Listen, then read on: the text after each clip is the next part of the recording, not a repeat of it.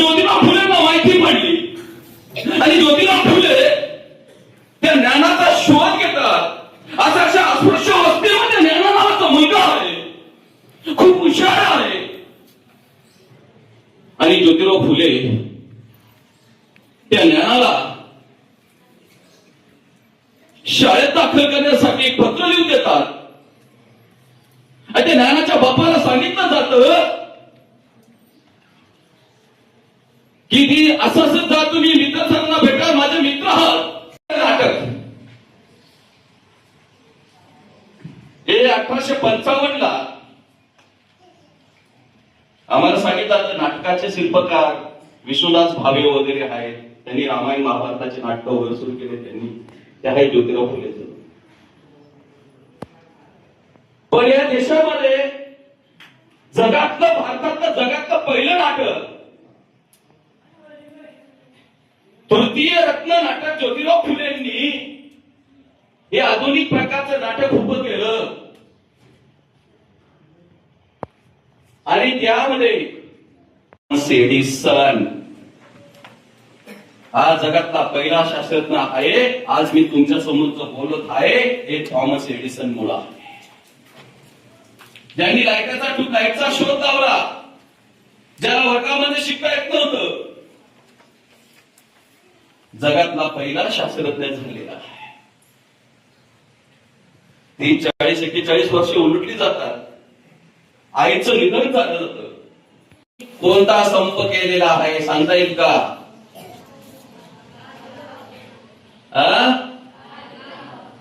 नाही. अजून बरोबर की नाही? यासाठी मला लोढे सरांनी बोलवले आहे. विद्यार्थ्यांनो, हेच तुमचं. आता तुम्ही की स्त्रीच्या विधवा झाल्यानंतर तिच्या डोक्यावरती वस्तारा ठेवायचा, तिचं मुंडन केलं जायचं. सावित्रीबाईंनी सभा घेतली, भारतातल्या सगळ्या नाभिक संघटनेला एकत्र केलं. नाही, हा देशातला पहिला संप. आणि सर्व नाभिकांनी, अरे ज्या मायमाऊलीच्या मुखातून तुम्ही जन्म घेतात त्याच मायमाऊलीच्या डोक्यावरती वस्तारा तुम्ही ठेवतात. हे सावित्रीबाई सांगते, मी हे नेतृत्व सावित्रीबाईंनी केलं. मुंबईची दंगल शांत केली. ज्यावेळेस विधवा स्त्री गर्भधारायली आणि गर्भ झाल्यानंतर ती आत्महत्या करायची, तिला समाज नाव ठेवायचा. सावित्रीबाईंनी विधवा स्त्रियांसाठी बाल संगोपनाचं आश्रम काढलं गेलं. त्या आश्रमामध्ये 60-60, 65-65, 70-70 मुली यायच्या, आपल्या बाळाला जन्म द्यायच्या आणि निघून जायच्या. गाव असतं, एक आदिवासीचं जोडपं त्या गावामध्ये राहतं. बाईला 2 मुलं असतात आणि 3ऱ्या मुलाची गर्भधारणा असते. आणि नवरा खूप दारुड्या असल्यामुळे ते पोरग, तिला कुटुंबातील लोक सांगतात, तुला हे 2 मुलं झालेली आहात, 3ऱ्या मुलाची गर्भधारणा करून घे. त्यावेळेस बाई आदिवासी समाजाची असते, पण जिद्दी खूप असते. मी लगाड कष्ट करेल, पण माझ्या बाळाला जन्म घालेल. आणि पोरग जन्माला येतं. पोरग जन्माला आल्यानंतर ती आई त्या पोराला शिकवत असते. आणि पोरग जन्माला आल्यानंतर 1लीला जातं, 2री जातं, 3रीला जातं, 4थीला जातो.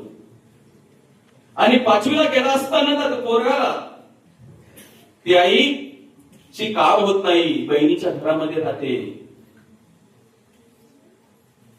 आणि एक दिवशी एक गावातील प्रसिद्ध नागरिक येतो, एक माणूस येतो गावातल्या. त्या बाईच्या हातात 10 रुपये देतात, दारूची बाटली दिली जाते. त्या पोराला, तो झोपडीमध्ये अभ्यास करत असतो, त्या पोराला सांगितले जातं, अगं, ते पोराला सांगितलं जातं, अगं जा 5 रुपयाची फुटाणी घेऊन ये. पोरगो म्हणतं, नाही नाही मी अभ्यास करत आहे. त्याला राग येतो, खटखट आवाज, पोराचा रडायचा आवाज. मला आई झोपेतून धावत येते, का होत आता माझ्या पोराला का मारत नाही तुम्ही? अगं मी याला सांगितलं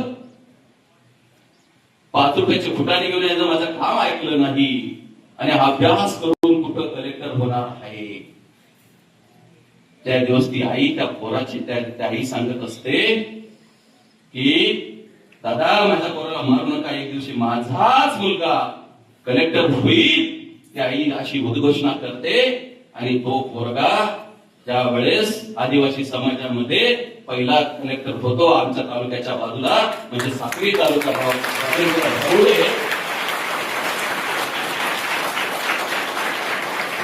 त्यावेळेस सांगितलं जातं की मी सावित्रीबाई आणि ज्योतिराव फुलेंचा खंडपीठातला अभ्यास केला, म्हणून आज कलेक्टर झालो बाबासाहेबांच्या राजघट्टेमध्ये. मग आमचे पोरं का शिकत नाही? ज्योतिराव फुलेंचे संस्कार घेत नाही, सावित्रीबाई फुलेंचे संस्कार घेत नाही. हे आम्ही लक्षात घेतलं गेलं पाहिजे की सावित्रीबाई फुलेंचा ज्यावेळेस माझ्यासारखा एक वक्ता नांदेडला त्यांना भेटण्यासाठी जातो आणि शिवचरित्राच्या कामासाठी, सर तुम्ही इथपर्यंत कसं काय पोहोचले आहात? सावित्री फुले फुलेंचे शिक्षण केले फुले, अरे सावित्री फुले फुलेंचे शिक्षण केले फुले.